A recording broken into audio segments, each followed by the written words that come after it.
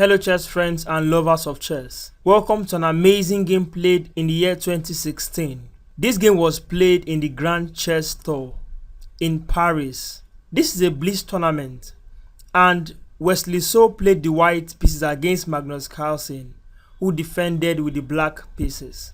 This game starts with pawn to c4, which ushers in the English opening. Knight to f6, knight c3, e5. Standard development of the pieces. Knight to f3, knight c6, and we have the 4-knight variation of the English opening on the board. g3 comes up, pawn to d5 by Magnus Carlsen. Pawn takes pawn in the center, knight takes pawn in the center, bishop to g2. Knight to b6, Wesley castled the king, keeping the king away from the center. Bishop to e7 by Magnus. d3, Magnus castled short, keeping the king away from the center. a3, rook to e8, pawn to b4, bishop to f8, bishop to b2, bishop to g4, knight to d2, queen to c8, rook to e1, a5, b5 comes up, attacking the knight on c6, knight to d4, knight to b3, a4, attacking the knight. Knight takes knight on d4, pawn takes knight on d4, attacking the knight on c3.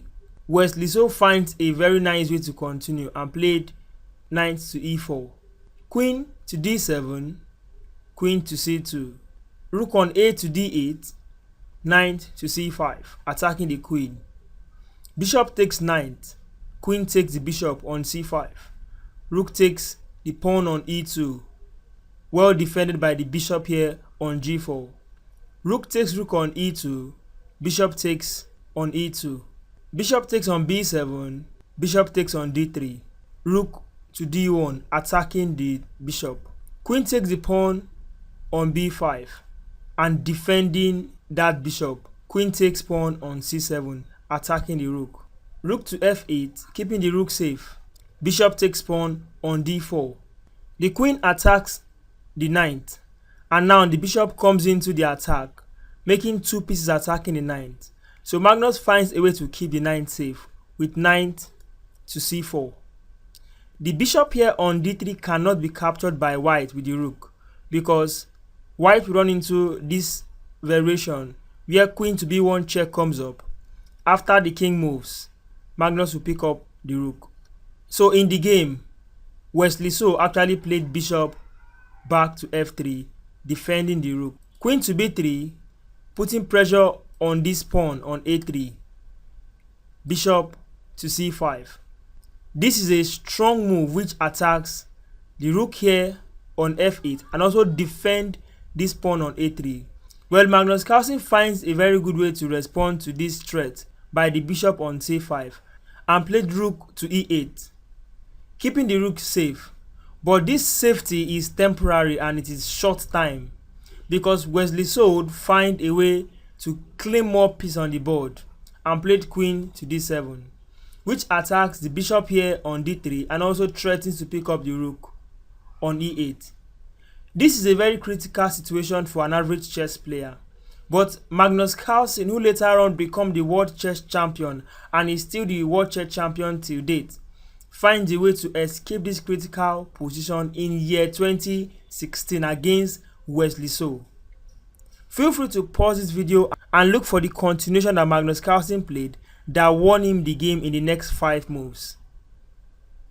Like I said earlier, Wesley is attacking black rook and the bishop simultaneously.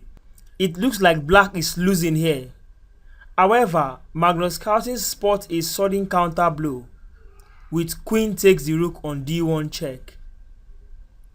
Can you imagine such a queen sacrifice that saves the whole game for Magnus Carlsen?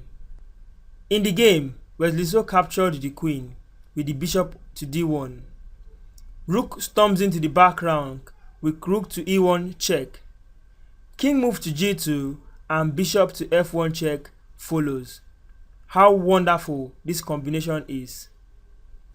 If king goes to f3, then knight to e5 check comes up immediately, picking up the queen after the king leaves. In the game, king to g1 was played, and white ran into a mate e1 after bishop to h3 checkmate. Thank you for watching this video. If you've enjoyed this my content, please subscribe to my channel for more, like this video and share to your friends, and have a wonderful day.